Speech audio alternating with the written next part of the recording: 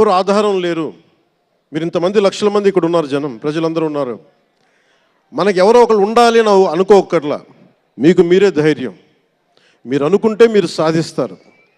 గుండె లోతుల్లో నుంచి నేను సంకల్ప బలం ఉండి దానికి తగ్గ పట్టుదల కార్యదక్షత ఉంటే మెగాస్టార్ చిరంజీవి గారిలాగా ఎలా సాధించగలరో ప్రతి ఒక్కరూ మీరు కోరుకున్న దాంట్లో సాధించగలరు. అంటే ఆయన ఒక్కడు పెరిగి మా అందరికీ ఆశ్రయం ఇచ్చాడు, ఊతం ఇచ్చాడు.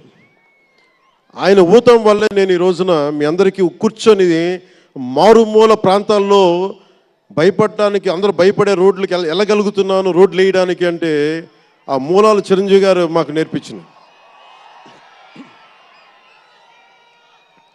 అంటే ఇది ఎందుకు చెప్తున్నానంటే, నేను చిరంజీవి గారిని ఎంత కష్టపడేవారు ఆయన కష్టపడి బయటికి వచ్చి ఇంటికి వస్తే నేను అర్ధరాత్రి పూట వెయిట్ చేసేవాడిని అక్కడ సోఫాలో పడుకున్నాను హాల్లో.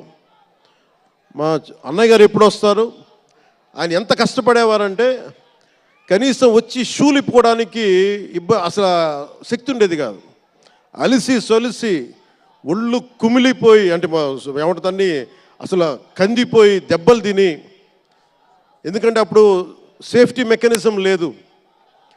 మన గుండా షూటింగ్ టైంలో మన ఏదో అనకాపల్లి వెళ్తుంటే ఇక్కడే చిరంజీవి గారు చేశారని ఎవరు ఆయన సన్నిహితులు చెప్తా ఉంటే, ఆ పడిపోయి ట్రైన్ కింద యాక్సిడెంట్లో కాలు ఫ్రాక్చర్ అయ్యి, అలాంటి ఒక సేఫ్టీ లేని పరిస్థితులు ఆయన చేస్తూ ఇంటికి వచ్చేటప్పటికి మాకు చేయగలిగేది ఏంటంటే, మాకు గిల్టీగా ఉండేది.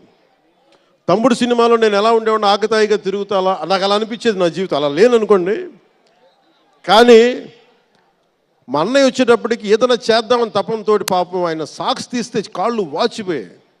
ఆ షూ కూడా వచ్చేది కాదు, చెమటతో తడిచిపోయేది. ఆయన షూలు తీసి ఆయన పాదాలు తుడిచి అది చేస్తే మాకు ఒక చిన్నపాటి ఉపశాంతి మాకు లభించేది. ఎందుకంటే ఇంత కష్టపడుతున్నాడు ఇంతమంది కోసం అనేది. అంటే అలాంటి కష్టాన్ని చూసి పెరిగాడు రామ్ చరణ్. అందుకే